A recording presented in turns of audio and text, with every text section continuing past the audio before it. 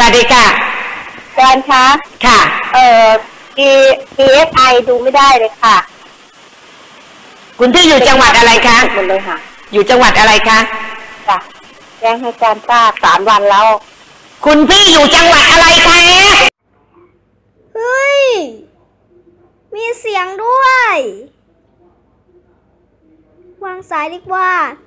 สรุปนี่สุดท้ายพี่บ่ายผมไม่อยู่แล้ว